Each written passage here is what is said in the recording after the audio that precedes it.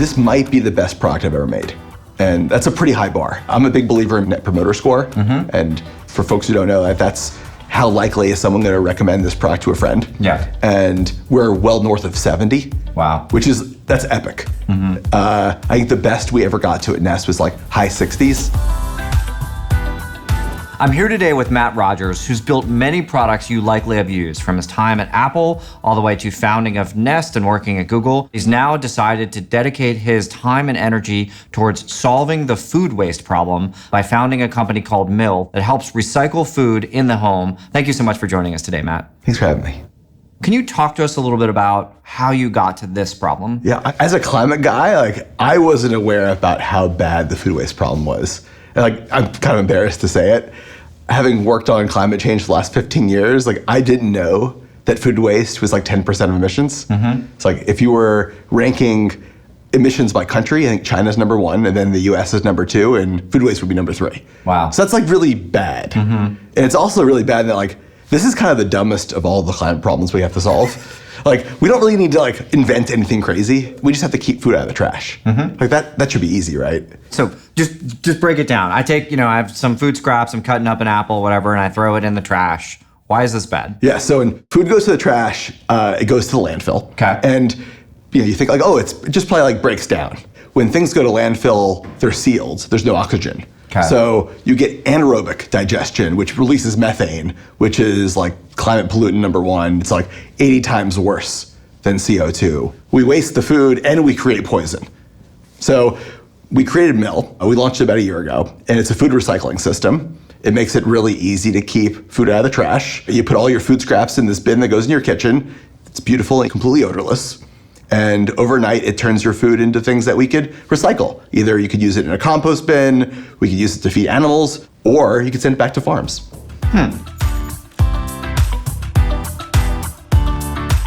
I've heard you say the word food recycler several times, and that is a new term for me. Why are you calling it a food recycler? That's really important. This industry has been full of greenwashing for a decade plus. So we don't call it compost because it's not. It can be used as an ingredient to composting, but what happens in our machine is not composting, it's dehydration, which actually is really fast. You could take the water out of food overnight. And then recycler, so that dehydrated food gets recycled into what?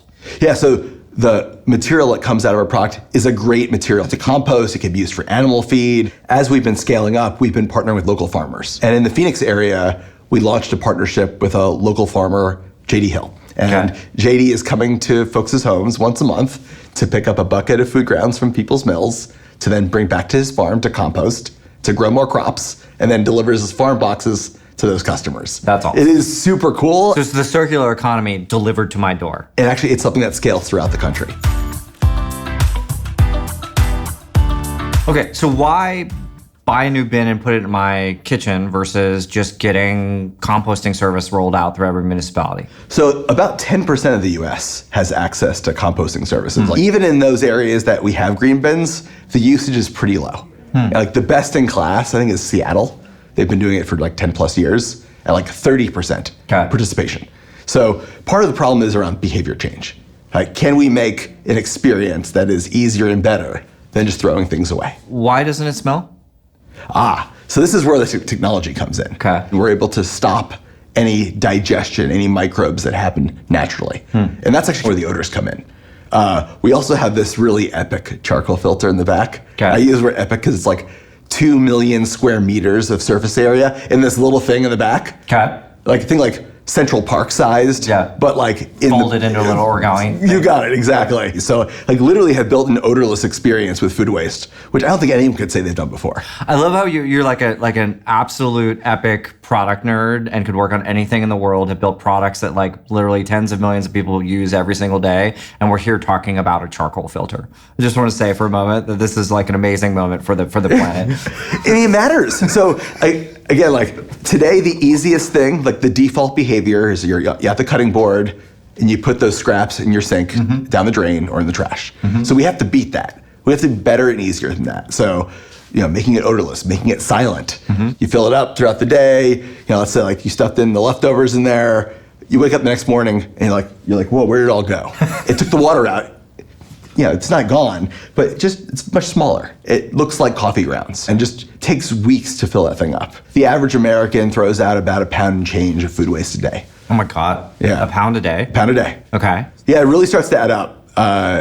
We've been shipping for about a year, and we've already saved more than 1.3-ish million pounds of food from going to landfill. Holy cow. Yeah, it's a lot. It really adds up fast. Okay, so I have so many questions, but so it dries it, compacts it. After 3 or 4 weeks, what do I do? We'll send someone, aka the Postal Service in this case. The easiest way is to have someone who's already coming to your house every day anyway, come pick it up. But we're talking about a shoebox size thing. Yeah, like a shoebox a month, not Okay. like bags and bags of trash. This is what got me excited, just like as a nerd. I was like, wait a second, should we take all of this like very wet, like heterogeneous material and like drive a truck to my house to pick it all up in that form, take it to some facility to dehydrate it, grind it? Or should we do basically distributed dehydration and grinding and then get a shoebox after a month? And then we basically have composting for 99.5% of the United States. That's right. And Automatically. it's easier for everyone. Yes, that's right.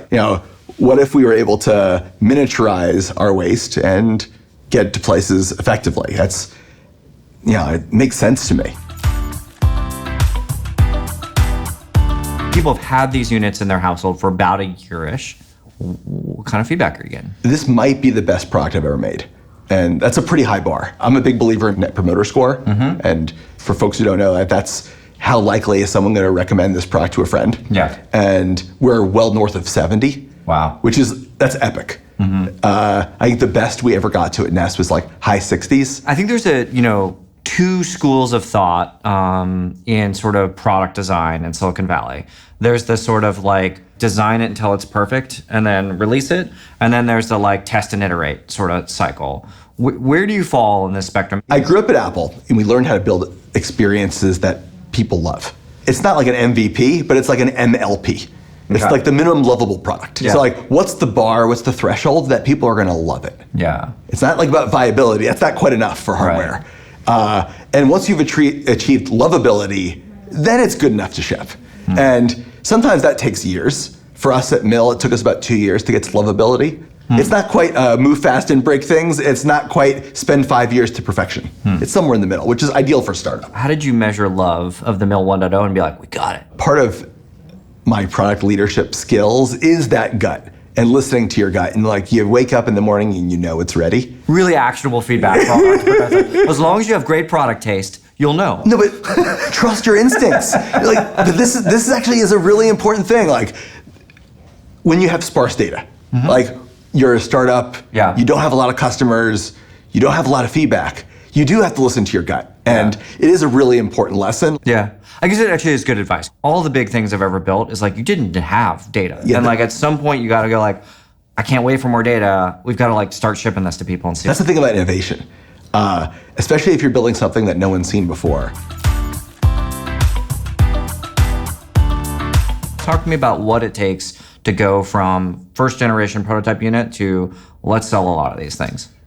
The key to scaling hardware is around reliability, cost, manufacturing time, and user experience. So you have to actually nail all of these things. Yeah. And if you miss any one, you could never really achieve scale. If you think about like, in the prototype phases, you have like 1% kind of issues. And those 1% issues are manageable when you're small scale. But when you're doing millions of units, millions of homes, it's impossible. Like you'll drown in that. Yeah. And frankly, like the customer experience will be impacted by any of those issues. So you got to really work out all the kinks. The flip side is you also need to build an organization to support all of those products at scale. And when you ship hardware, especially hardware that costs money to buy, you've got to be there to support it. And people expect a certain level of service. We have the version 1 unit and it's beautiful. It's well constructed but I can tell as a product designer it's a V1 unit. Talk to us a little bit about what's changed between V1 and V2. Yeah, the next generation product is pretty great. We learned all about like the right fan technology and airflow to minimize spikes in the frequency domain. So it's all white noise now and quieter. It's about twice as quiet. It's also a lot faster. One of the things that we learned is customers want to make sure this thing is ready for breakfast. So it runs automatically overnight, and when you wake up in the morning and you're making breakfast for your family, you want it to be ready. Yeah. So we worked really hard to make it more thermally efficient and faster so that it's always ready for breakfast. And the kicker too is it's a little bit cheaper to manufacture. We were able to consolidate the whole supply chain around North America. Okay, so talk to me a little bit about packaging and the next generation unit, because obviously you have to package these things up and ship them to consumers. The mill bin is pretty large and heavy. So when this thing is traveling via UPS or FedEx, it gets tossed around a little bit. So our packaging is not just has to look good, but actually has to be quite functional. Yeah. It protects the unit. And over the last year, we kind of scoured the world for the best materials that are recyclable, and we were able to engineer a package that's fully paper-based that could still withstand 300 Gs of force.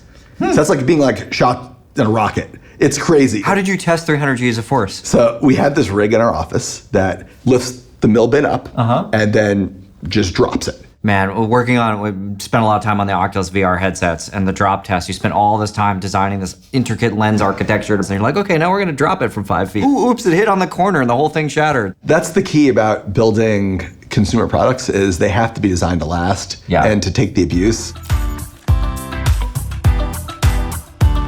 This is someone who's crossed the tech to climate tech Rubicon.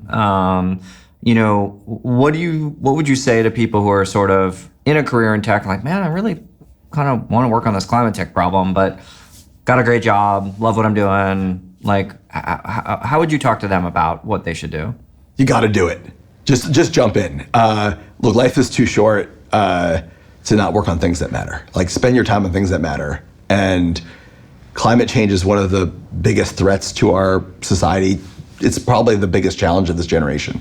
So it is worth our time and our energy to go solve. And the good news is your skills matter in this industry, whether you're a software engineer or hardware engineer, a PM, your skills could really move the needle on climate.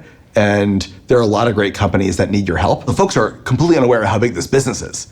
So waste management is one of the largest industries on the planet. Waste management is about a $200 billion a year industry in the US. It's about as big as they get. I think food waste is 2% of GDP.